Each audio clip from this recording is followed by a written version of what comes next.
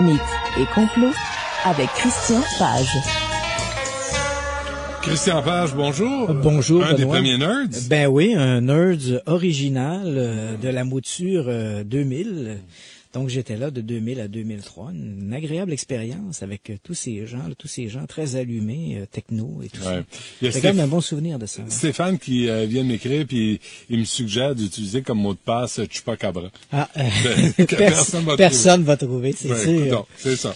T'as quelques sujets quand même. Oui. Je voudrais simplement faire un petit aparté avant même d'entrer dans le vif du sujet. Hey, on a oublié ton concours sur Twitter. Ah ben tabarnouche. C'est une prochaine. Bon, ben, écoute, en fin de semaine, puisqu'on parle de livres, quel est le lien?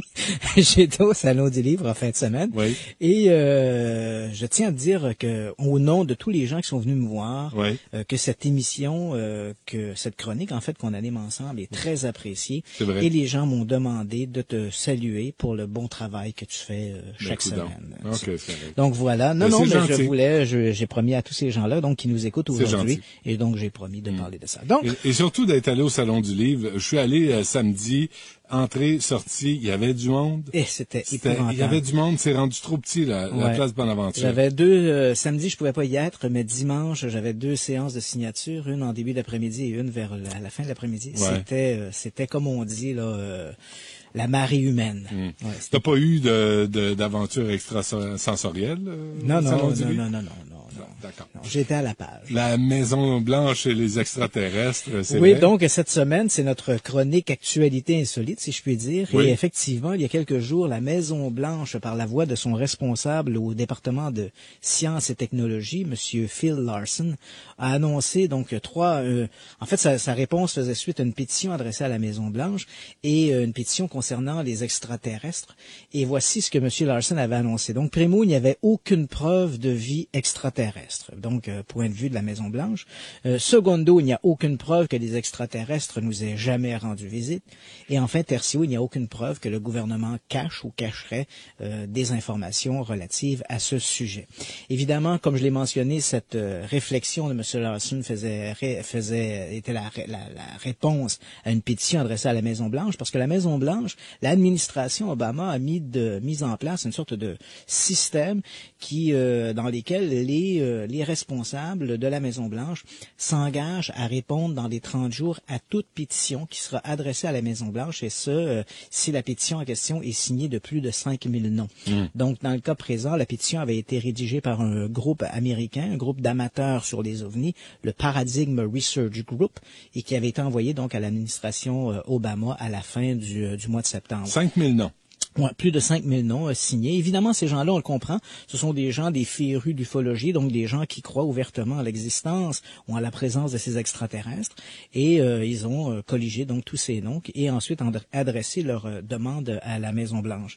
Monsieur Larson a toutefois précisé lors de son point de presse que le gouvernement ou l'administration Obama ne discréditait pas l'idée qu'il puisse y avoir de la vie extraterrestre. Et en ce sens, l'administration Obama, évidemment, supporte des efforts comme le projet SETI de recherche de signaux extraterrestres, mais on parlait ici de visiteurs extraterrestres. Et moi, la chose que je m'interroge lorsque j'entends ça, j'avoue que c'est une nouvelle qui me laisse un peu perplexe pour 2 raisons. D'abord, si on regarde vraiment sur l'aspect des mots, M. Larson n'a pas parlé d'OVNI, il a bien parlé d'extraterrestres. Donc, on voit qu'il fait une séparation entre le phénomène des OVNI. Le phénomène des OVNI, c'est la présence de phénomènes aériens inexpliqués ou inexplicables. Les soucoupes volantes. Pas forcément. Soucoupe volante, on a l'impression d'une machine avec un moteur. Ouais, voilà. Donc, la réalité d'une certaine manifestation aérienne, de phénomènes aériens non identifiés, c'est une chose. Okay. Les extraterrestres, c'en est une autre. Et en fait, c'est les personnes. Ouais, en fait, le point de vue de M. Larson, si on le prend là, si on prend sa déclaration, parce que souvent dans ces déclarations un peu politiques, il faut vraiment regarder les termes utilisés. L'expression « on n'a pas de visite extraterrestre » ou « on n'a pas la preuve de visite extraterrestre », en fait, le point de vue de M. Larson ici rejoint assez bien d'abord un point de vue qui avait été énoncé par l'armée de l'air américaine à la fin des années 60. Après 20 ans d'enquête sur les ovnis, ils avaient conclu en 1969 qu'il y avait bien un phénomène ovni, objet volant non identifié. Sur 12 000 000 cas. N'importe quoi. Oui, qui peut être n'importe quoi, là, comme tu le dis. Sur 12 000 cas reçus à l'armée de l'air américaine, 713 à la fin de 1969 étaient demeurés non identifiés. Mais évidemment, l'armée avait ajouté en cela en disant, voici, on a des cas non identifiés, pas des cas insuffisamment détaillés. L'armée avait une catégorie cas insuffisamment détaillée, et cette catégorie bien documentée, mais pour lesquels on n'avait pas d'explication. On dit, bon, ben voilà, on a des cas non identifiés, mais ces cas-là ne prouvent pas que nous sommes visités par des extraterrestres. Ce point de vue-là a été également endossé à la fin des années 90 par le milliardaire Lawrence Rockefeller, qui après 30 ans, après les commissions américaines sur les ovnis, s'est posé la question pourquoi les scientifiques ne s'intéressaient toujours pas à la question des ovnis. Et pendant une semaine, Lawrence Rockefeller a mandaté des scientifiques de tout acabit de recevoir, donc il a formé une sorte de panel, et devant eux, pendant une semaine, a défilé des gens qui s'intéressaient à la question des ovnis, mais des gens qui avaient également un solide bagage là, académique. Et ces gens-là sont venus présenter leurs meilleurs dossiers. Parmi eux, notamment, un des enquêteurs du CNES, le Centre national des études spatiales en France, qui est venu présenter le fameux cas du Airbus 320 dont je t'ai parlé la semaine dernière. Oui. Donc, ils ont présenté leurs meilleurs dossiers OVNI. Et à la fin de ces rencontres, les scientifiques qui étaient là, donc qui n'avaient pas un point de vue biaisé, c'était pas des gens qui étaient contre les extraterrestres pour les soucoupes volantes ou quoi que ce soit. Ces gens-là ont écouté ce que ces gens-là avaient à dire. Et à la fin de ces rencontres, ils ont dit, voici, on a d'abord été surpris par la qualité des témoignages, la qualité des dossiers, mais encore une fois, comme l'avait énoncé l'armée de l'air il y a 30 ans, les cas présentés ici, tout aussi fascinants et mystérieux soient-ils, ne nous prouvent pas que nous sommes visités par des extraterrestres. Donc, le point de vue de M. Larson vient rejoindre un peu cette position qui avait déjà été endossée.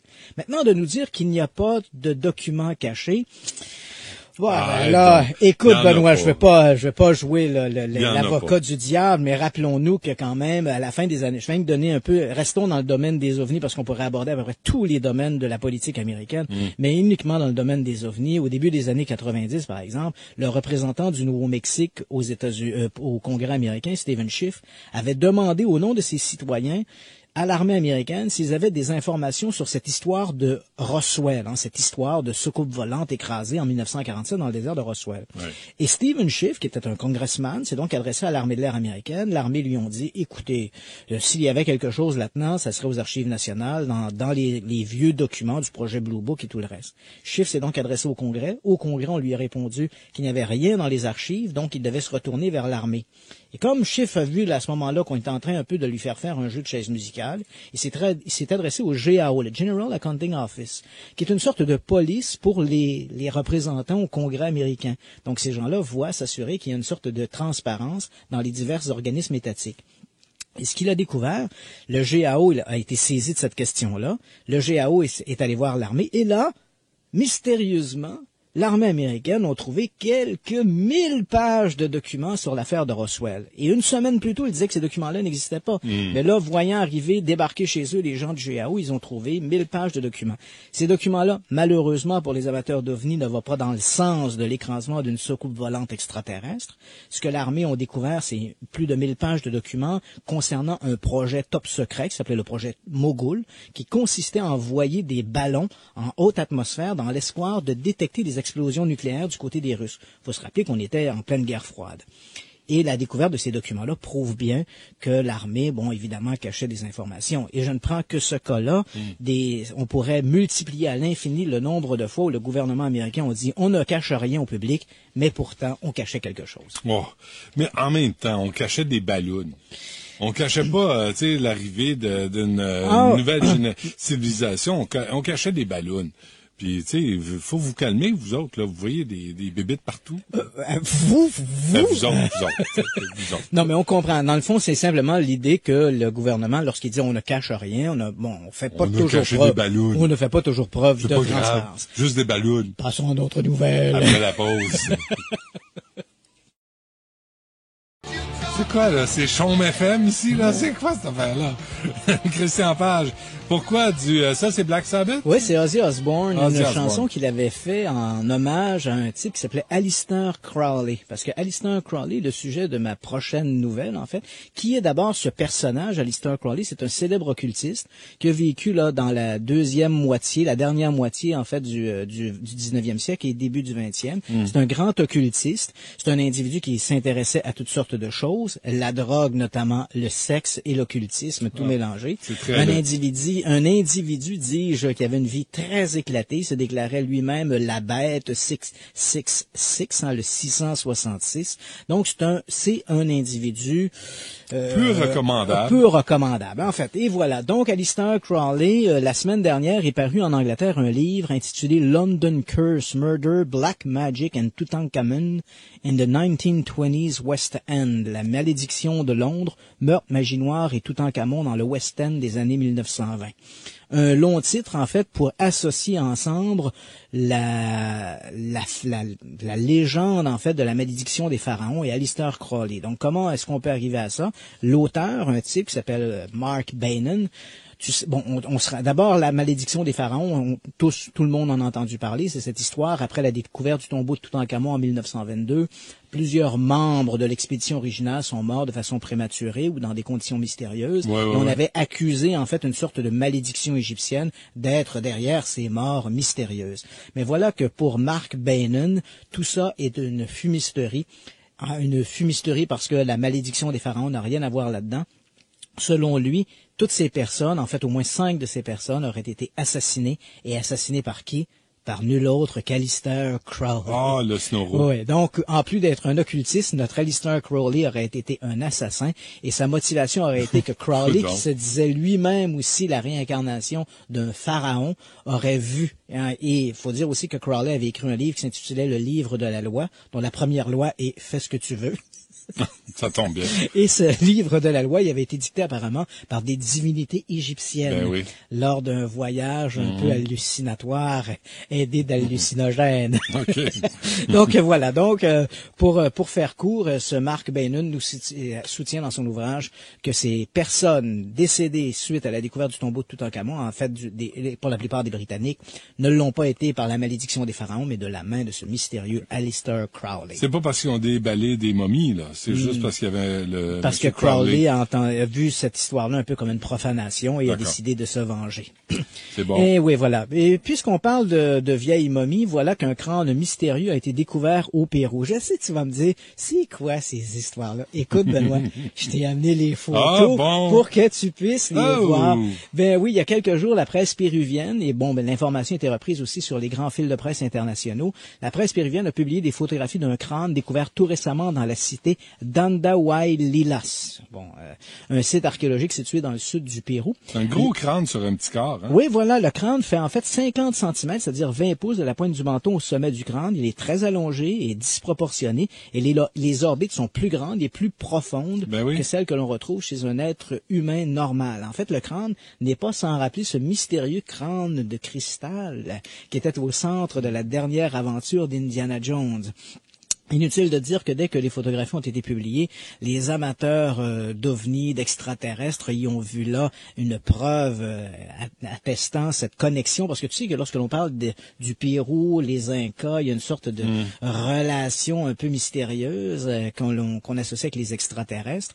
Et ces gens-là, évidemment, lorsque les photographies ont été publiées, on dit voilà, bingo, la preuve est faite maintenant, on a trouvé le cadavre d'un extraterrestre. Mais c'est vrai que même les archéologues... Pas du tout. Même les archéologues qui sont à l'origine de la découverte soutiennent, parce qu'il faut dire que dans les peuples incas, chez les peuples incas, souvent pour des raisons d'esthétisme, on déformait le crâne des nouveau-nés. On plaçait une planche sur le front de l'enfant et une autre planche derrière l'occiput. Et là, la tête était placée un peu comme un cerf. Oui, on déformait le crâne avant que les fontanelles soient liées entre elles. Et c'était pour des raisons esthétiques ou aussi un peu pour marquer la position noble de la famille là, dans la hiérarchie chez les Incas. Inca. Donc, on a trouvé beaucoup de ces crânes déformés. Beaucoup d'exemplaires sont visibles dans des musées au Pérou. Une espèce de panini de crâne. Voilà. Mais dans le cas présent, ce crâne présente des déformations qui vont bien au-delà de ces simples déformations esthétiques qu'on retrouvait chez les nouveau-nés, chez les Incas. Et même les archéologues qui ont fait la découverte eux-mêmes trouvent ça très étonnant, cette déformation du crâne. Et actuellement, bien sûr, des tests ADN sont en cours pour déterminer l'origine du crâne. Mais c'est quoi, finalement? On le sait pas. Les tests ADN. Donc, c'est peut-être un crâne d'extraterrestre. Attendons les résultats ADN avant de conclure. Mais bon, personnellement, j'ai mes doutes. Je sais que toi, tu es déjà convaincu. Ouais, c'est ça. Et puisque le temps file, allons-y avec une petite nouvelle de Google. Hein. Bon, voilà. Il y a quelques jours, une série de photographies montrant d'étranges structures dans le désert de Gobi ont commencé à circuler dans Internet. Gobi étant? Oui, le désert de Gobi, en fait, c'est une vaste région désertique située dans le nord de la Chine et au sud de la Mongolie. C'est un territoire occupé par les Chinois. Donc, ces photographies qui ont commencé à circuler dans Internet proviennent en fait de Google Earth. Il suffit donc de taper les bonnes coordonnées et on voit des photographies prises par satellite. Mm-hmm. Et là, on voit ces structures. En fait, il s'agit de 3 sites aménagés dans le désert de Gobi. Ces sites ressemblent en fait à des sortes de pistes qui ont été placées directement sur le sol. Elles sont visibles depuis l'espace. Elles n'ont pas de structure précise. Certains parlent qu'il pourrait s'agir même d'un code-barre qui serait lisible de l'espace pour les satellites. En fait, ce qui est assez étonnant dans ces photographies... Comme quand on achète un produit. Voilà. Et donc, le satellite passe et flop, flop, nous dit quelque chose, à moins que ce ne soit des extraterrestres qui lisent les codes barres. Ah oui, pour vérifier le nombre d'habitants sur la planète. Oui, mais si c'est en Chine, on commence déjà fort. Oui, on part fort en désespoir. Donc, ces structures, en fait, sont déjà connues par des satellites espions depuis 2006 et on constate d'année en année que les sites aménagés augmentent, se transforment. Un des sites, notamment, ressemble à des cercles concentriques. Au centre, on peut voir sur une photographie au moins 3 jets qui sont stationnés à cet endroit-là. La seule chose que l'on sait avec certitude, c'est que les lieux ont été aménagés par l'armée chinoise. Maintenant, à savoir pourquoi ces sites-là ont été aménagés à cet endroit-là et qu'est-ce que l'on fait à cet endroit-là, évidemment, on l'ignore. Les spéculations vont à l'idée qu'on voudrait simuler sur le sol une sorte de guerre sur un terrain ennemi. D'autres parlent de développement pour un programme spatial et d'autres parlent bien sûr de pistes d'atterrissage pour des extraterrestres. Et c'est drôle, Christian, parce que rarement tu parles de la Chine dans toutes tes histoires. Oui, parce que tu sais que la Chine est un pays qui est où l'information circule très mal. Hein? Ouais. Et donc, encore là, même pour cette histoire de pistes ou de tracés, de lieux aménagés, évidemment, des gens ont demandé à des représentants chinois de s'expliquer sur la nature de ces endroits-là. Et évidemment, eux n'ont émis aucun commentaire. La seule chose qu'on sait, comme je l'ai mentionné avec certitude, c'est que ce sont des sites aménagés par l'armée chinoise. Mais maintenant, le but de ces endroits-là, on ignore tout à fait ce qu'ils y font. Est-ce qu'il pourrait s'agir d'un développement? On sait que les Chinois sont très intéressés par le développement d'un programme spatial. Donc, les taïkonautes, hein, comme on doit les appeler, hein, les cosmonautes pour les Russes, astronautes américains, les taïkonautes sont les astronautes asiatiques, donc chinois. Donc, on parle de la possibilité de développer un programme spatial chinois. Est-ce qu'il y a beaucoup d'ufologues en Chine? Est-ce qu'il y a des gens qui se posent des questions? C'est très, très hermétique. Hein. Il existe très, très peu de littérature concernant les ovnis. Je pense qu'il existe 3 ou 4 ouvrages seulement qui parlent d'observation d'ovnis dans le ciel chinois. On sait que récemment, la presse a parlé qu'on avait fermé un aéroport en Chine à cause de la présence aérienne d'un objet volant non identifié. Ben oui. Mais mis à part ces quelques informations parfois qui vont circuler de cette manière-là, de façon spontanée, rapportées dans la presse, il n'en demeure pas moins que sur le terrain, les informations restent excessivement hermétiques, très réservées. Et évidemment, l'armée ne communique pas vraiment ces informations. Un extraterrestre débarque en Chine, il se fait exécuter comme ça, là. Oui, mais il y aurait oui, mais comme les extraterrestres, c'est pensé comme les extraterrestres ont un peu les yeux bridés, ils ont peut-être plus de chances de se faufiler dans la population que s'il débarquait dans le Wyoming. T'as vraiment beaucoup d'imagination. Ouais, tu sais, Benoît, juste avant de partir, que j'avais une nouvelle pour toi pour le Chupacabras. Mais voilà. Ça va aller à la semaine prochaine. Ça va aller à la semaine prochaine. Désolé. Merci, Christian Page. T'es menteur, t'en avais même pas. Oui. Christian Page pour cette chronique. Merci à Larry, à François et à j'allais dire Maryse, excuse-moi, à Alexandra. On se reparle demain dès midi. Au revoir.